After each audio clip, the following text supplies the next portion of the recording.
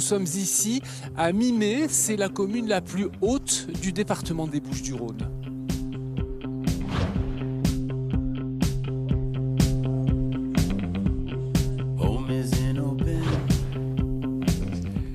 Et nous allons retrouver Georges Christiani, c'est le maire de Mimé, maire sans étiquette et président de l'association des maires du département des Bouches-du-Rhône. Bonjour monsieur le maire. Bonjour. Mimé, c'est, je disais que c'était la commune la plus haute du département des Bouches-du-Rhône. Quelle altitude?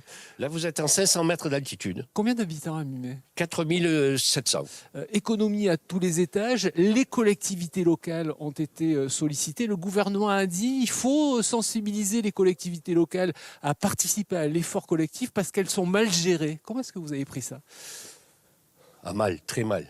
Très mal. Comment un monsieur qui s'offre le luxe de faire 2,5 milliards de dettes par semaine, il suffit de faire le compte, hein, par semaine, nous prétend que nous serions les responsables alors que nous respectons la règle d'or que lui ne respecte pas, que l'Élysée, que Matignon, que Bercy ne respectent pas. Mais comment peut-on se payer le luxe de nous insulter comme ça alors que nous assumons le quotidien des Français?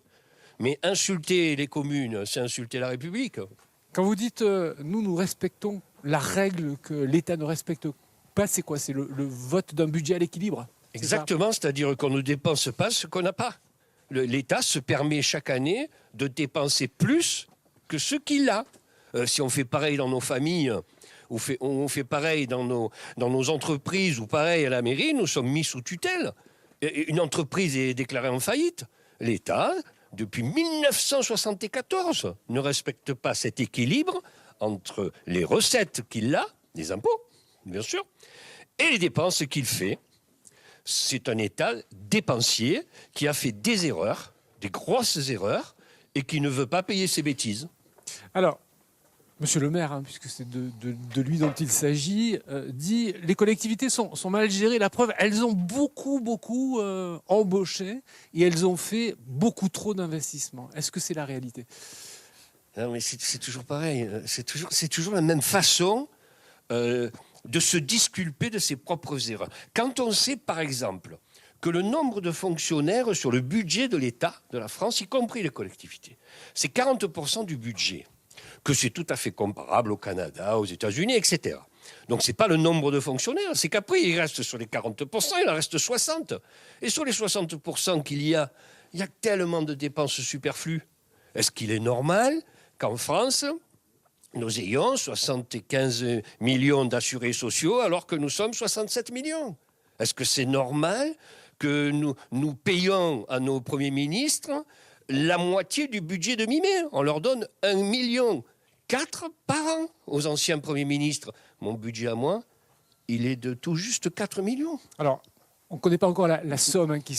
Mille excuses pour ma colère. Non, mais c'est bien que vous l'exprimiez en tout cas. Ah ouais. On ne connaît pas encore la somme qui sera demandée, enfin l'effort qui sera demandé aux collectivités locales, a priori 5 milliards, mais peut-être un petit peu moins. Mais on va faire une prévision à l'échelle de notre territoire.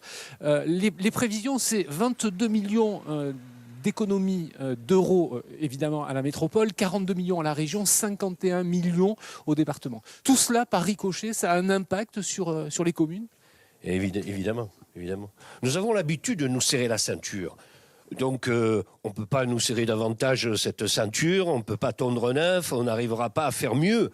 Mais pour autant, doit-on continuer à se faire insulter? Non. Donc, il va falloir qu'on assume. Et comme d'habitude, les maires seront au premier rang du quotidien des Français. Mais qu'on ne compte pas sur les maires pour diminuer le chauffage dans les écoles. On va rejoindre Michel Lannes, c'est le maire de la d'Estrousse.